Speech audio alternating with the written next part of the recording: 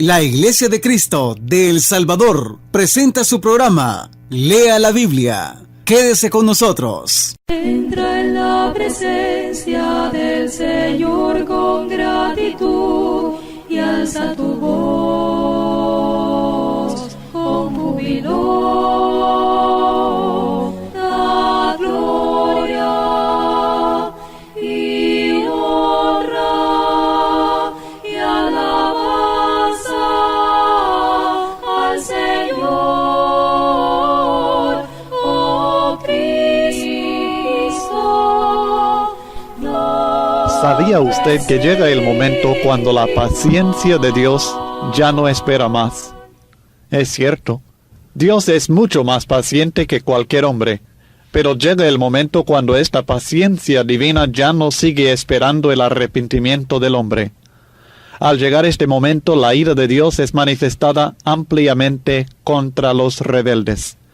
Y en este instante, es demasiado tarde. Demasiado tarde. ¡Qué palabras más tristes! Ya no hay más advertencia, ya no hay más esperanza, ya no hay más oportunidades de cambiar. Ahora les toca nada más que el castigo, el sufrimiento, la angustia de caer bajo la ira de Dios. La Biblia nos enseña en 1 Pedro capítulo 3 versículo 20 que la paciencia de Dios esperaba en el tiempo de Noé mientras se preparaba el arca. Durante todo este tiempo el Espíritu estaba hablando a aquella generación por medio de Noé, el fiel pregonero de justicia, y la paciencia de Dios esperaba el arrepentimiento de aquel pueblo degenerado. Pero al fin llegó el día en que Dios mandó a Noé y su familia que entraran en el arca, y Jehová mismo le cerró la puerta. Y vino el diluvio que destruyó a todo ser viviente sobre la faz de la tierra. Ya no hubo más advertencia. Sencillamente la paciencia de Dios ya no esperó, y la destrucción vino sobre aquella generación. Últimamente hemos estado estudiando las advertencias de Dios para otro pueblo rebelde, el Imperio Romano en el tiempo del apóstol Juan. La paciencia de Dios fue especialmente grande para con este pueblo y su gobierno, que estaba persiguiendo directamente la iglesia del Señor. Les advirtió una y otra vez, como hemos visto simbolizado en las 6 trompetas que ya estudiamos. Pero a pesar de todos los esfuerzos de Dios de humillar esta nación, ni aun así se arrepintieron. Siguieron oponiéndose moral y espiritualmente a Dios, y siguieron persiguiendo físicamente al pueblo de Dios, y de repente Dios ya no les advirtió más. Sencillamente vino la destrucción como ladrón en la noche. Les había advertido de toda manera concebible y ni aun así se arrepintieron. Así que la paciencia de Dios dejó de esperar y vino el juicio. La visión sobre los 7 truenos en Apocalipsis 10 versículos 1 al 7 nos introduce este tema de suma importancia todavía en nuestra época moderna. La Biblia dice en Apocalipsis 10 versículos 1 al 7: Vi descender del cielo a otro ángel fuerte, envuelto en una nube con el arco iris sobre su cabeza, y su rostro era como el sol, y sus pies como columnas de fuego. Tenía en su mano un librito abierto, y puso su pie derecho sobre el mar y el izquierdo sobre la tierra, y clamó a gran voz, como ruge un león. Y cuando hubo clamado, 7 truenos emitieron sus voces. Cuando los 7 truenos se hubieron emitido sus voces, yo iba a escribir, pero oí una voz del cielo que me decía: sella las cosas que los 7 truenos han dicho, y no las escribas. Y el ángel que vi en pie sobre el mar y sobre la tierra levantó su mano al cielo y juró por el que vive por los siglos de los siglos, que creó el cielo y las cosas que están en él, y la tierra y las cosas que están en ella, y el mar y las cosas que están en él, que el tiempo no sería más, sino que en los días de la voz del 7º ángel, cuando él comience a tocar la trompeta, el misterio de Dios se consumará, como él lo anunció a sus siervos los profetas. Antes de entrar en pleno en el mensaje de esta visión, consideremos la descripción de este ángel fuerte que trae el librito abierto. Primeramente notamos que estaba envuelto en una nube. La nube sencillamente representa juicio. En Sofonías 1:15 el profeta describe el día de la ira de Jehová que venía sobre ciertas naciones rebeldes de su tiempo con las siguientes palabras: día de ira aquel día de angustia y de aprieto, día de alboroto y de asolamiento, día de tiniebla y de oscuridad, día de nublado y de entenebrecimiento. Sofonías 1:15. Así que el día de la ira de Dios contra una nación rebelde es día de nublado. También el salmista usa el mismo simbolismo cuando habla de la justicia y el juicio de Dios contra sus enemigos. Nubes y oscuridad alrededor de él. Justicia y juicio son el cimiento de su trono. Fuego irá delante de él y abrazará a sus enemigos alrededor. Salmos 97, versículos 2 y 3. Así que el simbolismo de la nube que envuelve al ángel lo identifica como un mensajero de Dios que trae mensaje de juicio y destrucción. Cuando estudiamos el contenido, o sea, el mensaje del librito abierto que trae este ángel, veremos que ciertamente trae el mensaje de destrucción para el Imperio Romano. Pero este ángel también trae otro símbolo, el arco iris sobre su cabeza. Ciertamente viene envuelto en una nube con su mensaje de juicio y destrucción, pero también trae el signo de la misericordia de Dios, el arco iris, el pacto que Dios hizo con la humanidad por medio de Noé después del diluvio. En aquella ocasión Jehová dijo a Noé: estableceré mi pacto con vosotros, y no exterminaré ya más toda carne con aguas de diluvio, ni habrá más diluvio para destruir la tierra. Y dijo Dios: esta es la señal del pacto que yo establezco entre mí y vosotros, y todo ser viviente que está con vosotros por siglos perpetuos. Mi arco he puesto en las nubes, el cual será por señal del pacto entre mí y la tierra. Y sucederá que cuando haga venir nubes sobre la tierra, se dejará ver entonces mi arco en las nubes. Y me acordaré del pacto mío que hay entre mí y vosotros, y todo ser viviente de toda carne, y no habrá más diluvio de aguas para destruir toda carne. Génesis 9, versículos 11 al 15. Por tanto, cuando el símbolo de la nube vemos la amenaza de la tormenta, a la par viene el recuerdo del pacto y la promesa de Dios. Y ciertamente la destrucción que anuncia el ángel no es para toda carne, sino para aquel pueblo rebelde, perseguidor de la iglesia, para el cual la paciencia de Dios ya no estaba dispuesto a esperar.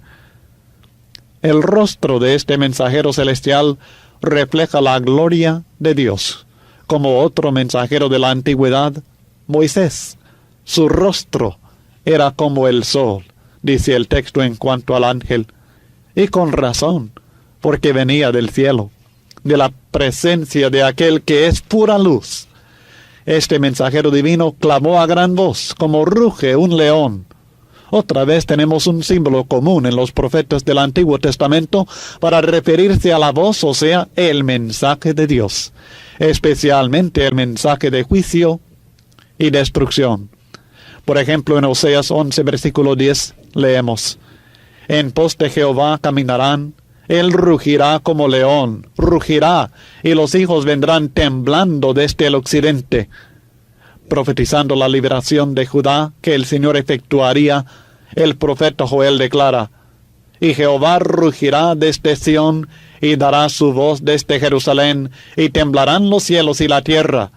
Pero Jehová será la esperanza de su pueblo, y la fortaleza de los hijos de Israel. Joel 3, versículo 16. En el contexto de juicios y destrucciones, Amós nos relata: Jehová rugirá desde Sión, y dará su voz desde Jerusalén, y los campos de los pastores se enlutarán, y se secará la cumbre del Carmelo. Amós 1, versículo 2. Y luego el mismo profeta nos da la declaración clásica, que compara el rugir del león con la voz de Jehová en Amós 3:8. Si el león ruge, ¿quién no temerá? Si habla Jehová el Señor, ¿quién no profetizará? Así que este símbolo, como los demás, nos señala un mensaje divino de juicio y destrucción. Este ángel fuerte clamó, y luego Juan oyó las voces de 7 truenos y estaba a punto de escribir el mensaje que había escuchado, cuando de repente una voz directamente del cielo le decía: sella las cosas que los 7 truenos han dicho, y no las escribas. Apocalipsis 10, versículo 4. Por supuesto, entendemos que el trueno advierte de una tormenta venidera. Así que el simbolismo de los truenos sin duda tenía que ver con más advertencias para los enemigos de Dios. Pero estas advertencias ya no fueron reveladas. La razón es sencillamente que Dios no estaba dando más advertencias ya. El Señor consideraba suficientes las que había dado y ahora solamente faltaba el juicio de los enemigos de su pueblo. La paciencia de Dios ya no iba a esperar más. En su infinita sabiduría y conocimiento del corazón humano, Dios no veía la necesidad de seguir advirtiendo a un pueblo que por su dureza de corazón ya no podía arrepentirse. Así que por primera vez en este libro, Dios le dice a Juan que no siga escribiendo, que selle las cosas que había escuchado. Va a escribir más, pero ya no escribirá advertencias, escribirá y profetizará juicio y condenación, pero el tiempo de espera había terminado. Es en este sentido que el ángel declaró en Apocalipsis 10, versículo 6, que el tiempo no sería más. El tiempo en el cual la paciencia de Dios había esperado llegó a su fin. Se terminó el tiempo que Dios había dedicado para que los perseguidores de su pueblo se arrepintieran. Ahora les tocaba el juicio. Así como en el tiempo de Noé, al fin llegó el momento de cerrar la puerta del arca, donde había salvación, y mandar el diluvio. Había llegado aquel momento cuando para el hombre pecador ya era demasiado tarde. No más advertencias, no más tiempo para el arrepentimiento. Llegó el tiempo del castigo. Y este mismo momento está esperando a todos aquellos que no hacen caso a las advertencias que Dios les manda. Ahorita usted puede arrepentirse y obedecer el Evangelio de Cristo. Hoy todavía Dios manda la advertencia. Pero llega el día cuando ya no habrá más advertencia, ya no habrá más tiempo. Será demasiado tarde para usted.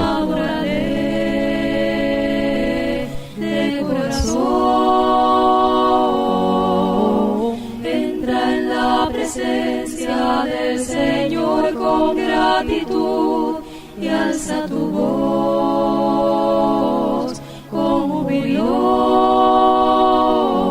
Da gloria y honra y alabanza al Señor, oh Cristo, nombre sin igual. Da gloria y honra y alabanza al Señor, oh Cristo, nombre sin igual, nombre sin igual.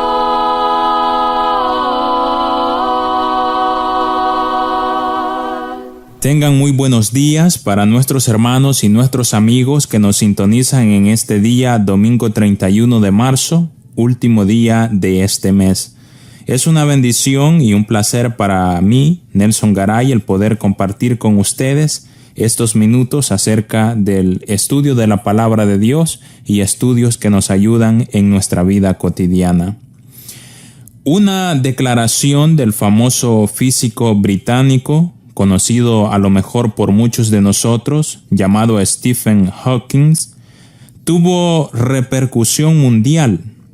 El tema no fueron los agujeros negros ni las teorías sorprendentes sobre los universos múltiples. El tema fue el más común y completo de este mundo. Habló acerca de la depresión. En realidad, Hawkins, quien vivía confinado en una silla de ruedas desde hace mucho tiempo, debido a una enfermedad neurológica degenerativa que padeció, les dio en esa oportunidad y en esa ocasión consejos a personas que sufren de depresión. Después de hablar sobre la teoría de los agujeros negros en el universo, el científico comparó a la depresión con esos fenómenos y destacó que, no importa cuán oscuros sean, es posible siempre poder escapar de ellos. El científico dijo: el mensaje de esta presentación es que los agujeros negros no son tan negros como parecen. No son las prisiones eternas que pensábamos. Las cosas pueden escapar de los agujeros negros y hasta pueden irse a otros universos. Entonces se puede salir de un agujero negro. No se rinda, dijo él. Piense que siempre hay una salida.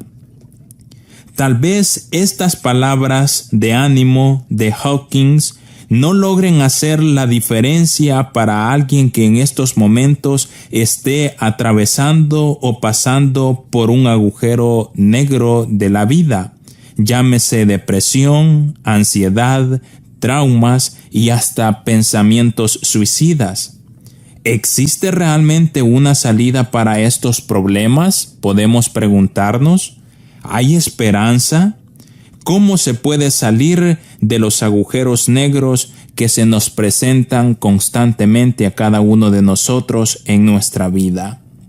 En Mateo, en el capítulo 26 de los versículos 69 al 75, y en el Evangelio de Juan en el capítulo 21, de los versículos 15 al 19, se nos narra acerca de la historia que ilustra el apóstol Pedro.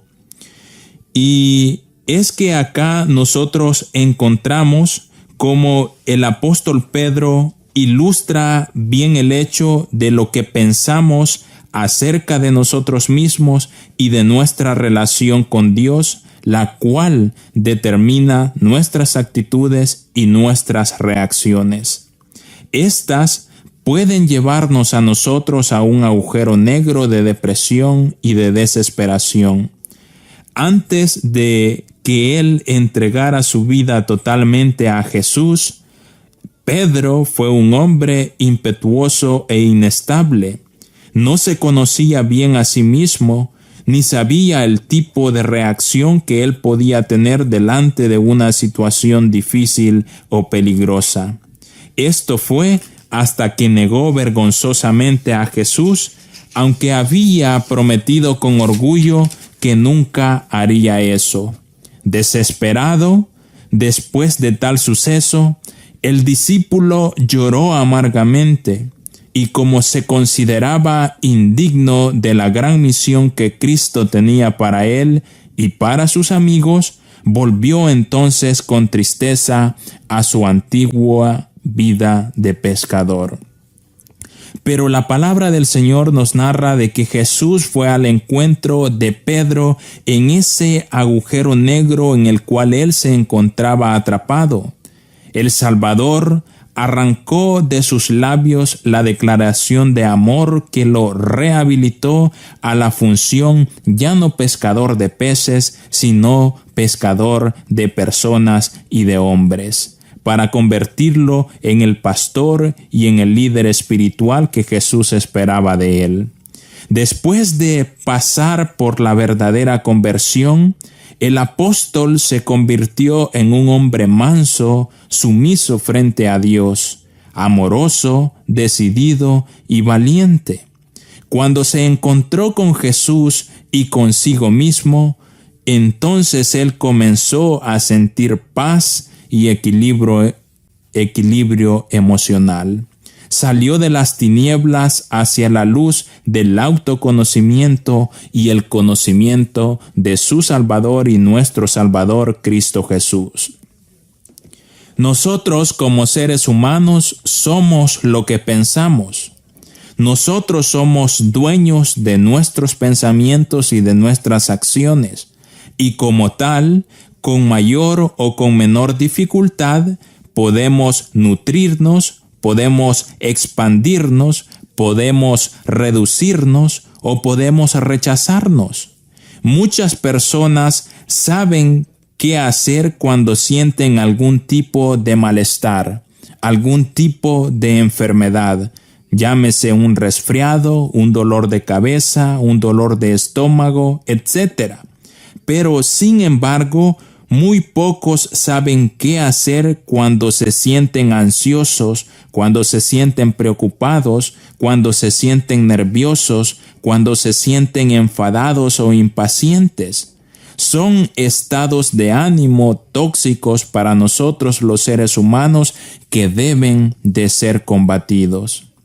Una manera de conseguir el estilo de pensar optimista es que nosotros decidamos rechazar siempre los pensamientos negativos de nuestra vida y sustituirlos por opciones positivas. Los pensamientos pesimistas suelen siempre sorprender a las personas de manera automática y sin ningún tipo de lógica. Por lo tanto, es importante, amigos, hermanos, que nosotros podamos identificarlos y cambiar ese tipo de razonamiento. El pensamiento optimista debe de ser una constante en nuestra vida, debe de ser un estilo de vida, debe ser una actividad mental, debe extenderse también a todos o casi todos los aspectos de nuestra vida. Consideremos algunas áreas. Gracias, Señor, por el día tan lindo de hoy. Gracias, Señor, por la vida y la salud.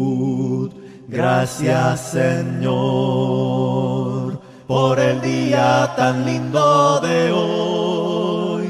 Gracias, Señor, por la vida y la salud. Vengo a ti, vengo a ti, vengo a ti, vengo a ti, vengo a ti, Señor, vengo a ti, Señor, a mostrar mi gratitud, a mostrar mi gratitud. Vengo a ti, vengo a ti, vengo a ti, vengo a ti, vengo a ti, Señor, vengo a ti, Señor, a mostrar mi gratitud, a mostrar mi gratitud. La primera de ellas es pensando positivo acerca de nosotros mismos.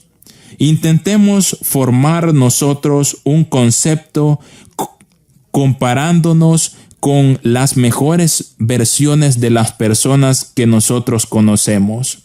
No nos comparemos con personajes de la televisión, de la farándula o de la vida pública.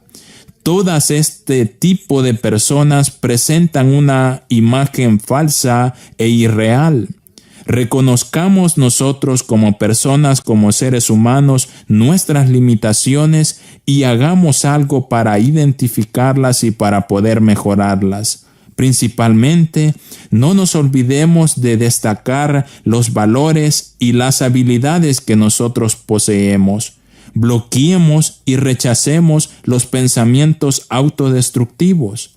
Descubramos los motivos que tenemos para agradecer a nuestro Dios, que realmente son muchos.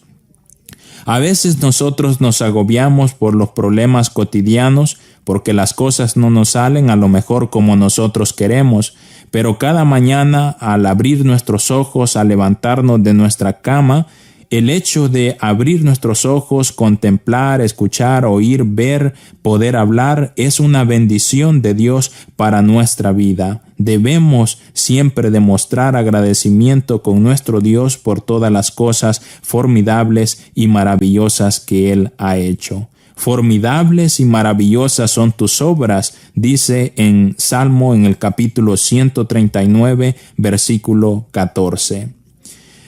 Pensemos positivo también acerca del pasado. El pasado no se puede cambiar, no lo podemos cambiar, debemos de aceptarlo. A pesar de que los acontecimientos de nuestro pasado hayan sido desagradables, puedan que hayan ocurrido de una u otra manera. No nos culpemos por nuestro pasado, sino que ocupémonos en nuestro presente. Es totalmente inútil que nosotros sigamos pensando y viviendo acerca de nuestro pasado. No nos preocupemos por las cosas desagradables que hayan ocurrido, sino pensemos, analicemos, reflexionemos en ella y aprendamos para no volverlas a cometer. Olvidémoslos cada uno de nosotros de lo que queda atrás y avancemos hacia lo que está adelante. Filipenses capítulo 3, del versículo 13 al versículo 14, nos da un consejo acerca de esto. Luego, casi para finalizar, siempre hablando de este tema, es de que nosotros también como personas, como seres humanos, mantengamos un pensamiento positivo acerca del futuro. El futuro puede cambiar. Nuestra actitud, la que tenemos ahora, puede afectar nuestro éxito y nuestro comportamiento para el mañana.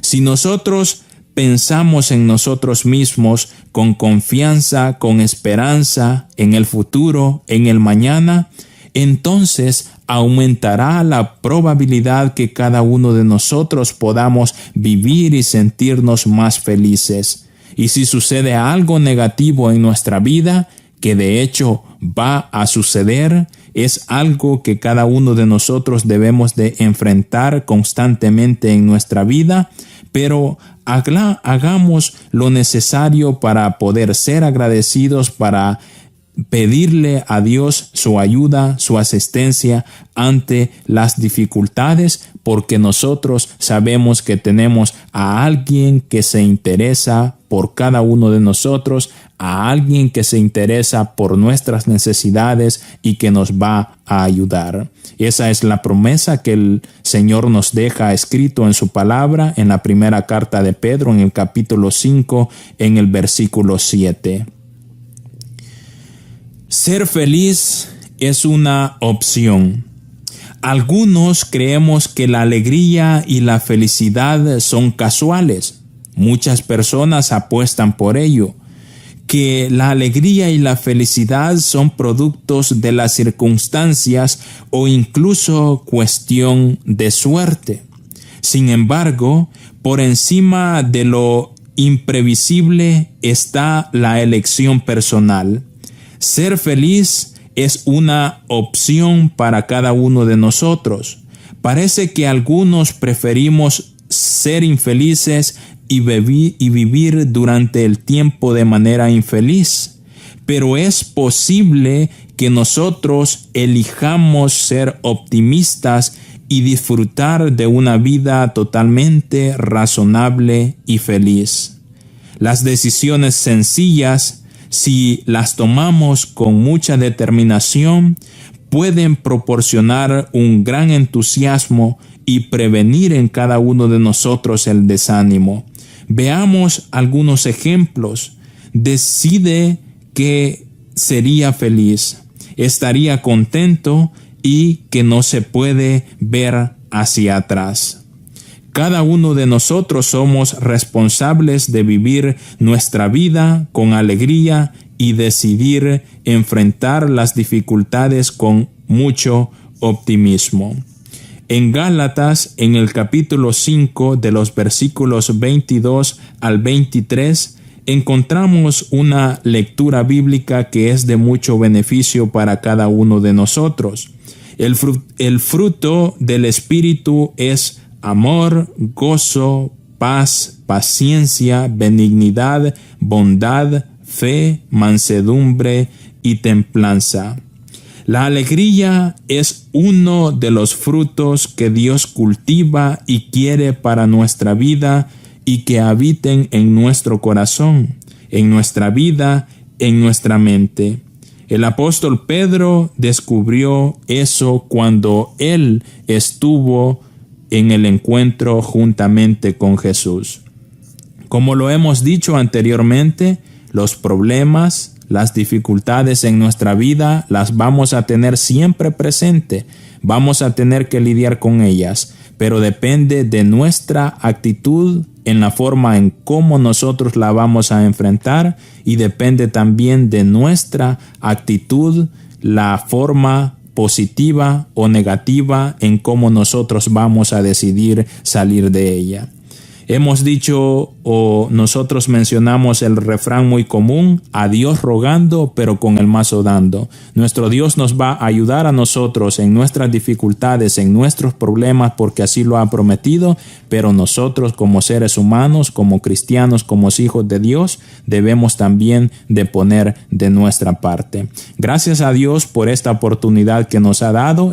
Agradecemos la sintonía a nuestros hermanos y a nuestros amigos. Que el Señor esté con cada uno de ustedes. La Iglesia de Cristo en El Salvador presentó su programa Lea la Biblia. Sintonícenos todos los domingos a las 7 de la mañana en Radio Progreso. Llámenos o escríbanos al WhatsApp para cualquier consulta o sugerencia al 7335-3888. 7335-3888. Consulte nuestro sitio web www.iglesiadecristo.org.sb o www.cultivandoelalma.com. Si usted viaja al área de Los Ángeles, California, visite la Iglesia de Cristo en Van Nuys. Estamos en el 14655 del Sherman Way Boulevard. Llámenos al 818-9354-638 para brindarle más orientación.